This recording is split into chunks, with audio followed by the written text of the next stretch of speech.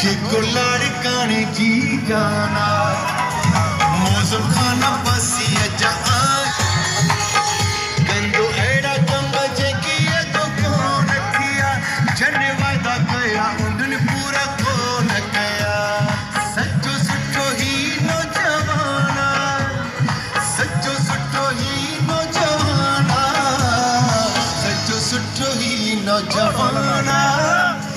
जिको लाड़काने जी गाना मौसम खाना बसी इब्राहिम मुंशी साहब जो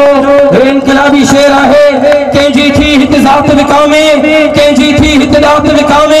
केंजी थी हित बात विकामे केंजी थी हित हाथ विकामे हेरे विकरे में जोड़ो जेले थानो देखे मिलियो जेले थानो जेड़ो मानो तेड़ा थी रहे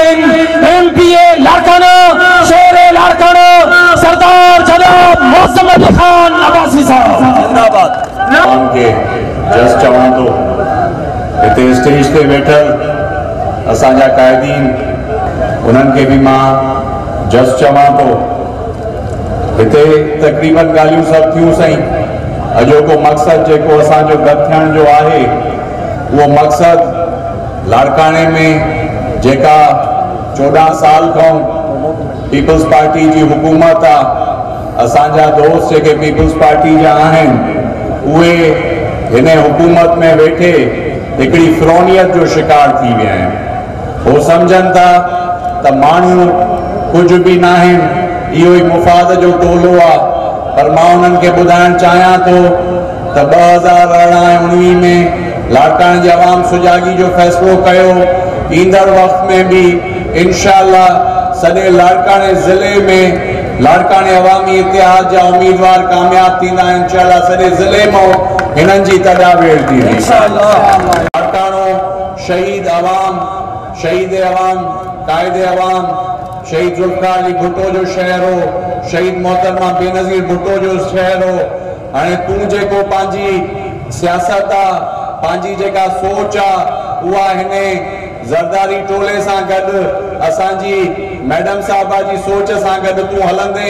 त लाड़काने जी अवाम अॻे बि तोखे रिजेक्ट कयो आहे हाणे बि तोखे रिजेक्ट कंदो यूनियन कमेटीज़ में वार्डन में उते 20-25 साॻाई माण्हू आहिनि जेके हर दावत में आहिनि 15-20 नवां जेके वठी वञनि था उन्हनि खे बि अॻ में ज़ुबान ॾियनि था त बाबा सभु सुठो जी ॻाल्हि कजो उन्हनि खे असुल हक़ाइक़ तो है जो लोगों को एक उम्मीद थी पीटीआई और इमरान खान के हुकूमत से तो सिंध के अवाम के अंदर 3.5 साल गुजर गए हैं एक मायूसी है तो मैं समझता हूँ कि आखिरी साल डेढ़ है अगर डिलीवर ना किया गया तो थोड़ा बहुत जो लोगों को एक अपना उनसे उम्मीद थी वो पूरी हो चुकी है तो मैं फिर भी वफाकी हुकूमत को ये बावर कराना चाहता हूँ आज लाड़काना के अवाम की तरफ से कि अभी भी वक्त है आप सोचें सिंध के लिए सोचें सिंध के अवाम के लिए सोचें और जो ये सूरत हाल अभी चल रही है तो मैं आपको यही एक अर्ज करना चाहता हूँ कि इंशाअल्लाह मुझे पूरा यकीन है कि आइंदा आने वाले वक्त में लाड़काना का अवाम जैसे पहले लाड़काना अवामी इत्तेहाद पे एतमाद उन्होंने किया था इंशाअल्लाह आने वाले वक्त में भी लोगों का एतमाद लाड़काना अवामी इत्तेहाद पर होगा और इंशाअल्लाह जैसे पहले लाड़काना अवामी इत्तेहाद कामयाब हुआ है पूरे जिले के अंदर लाड़काना जिले का अवाम लाड़काना अवामी इत्तेहाद पर अपना एतमाद करेगा और इंशाअल्लाह कामयाबी लाड़काना अवामी इत्तेहाद की होगी। आखिर में मां सभी जमायतन जो शुक्रगुजार आया असांजा दोस्त शहीद भुट्टे असांजा तरक्की पसंद जा दोस्त असांजा जीएसएन जा दोस्त जीएसएन महाल जा दोस्त असांजा जीयूपी जा दोस्त एसयूपी जा दोस्त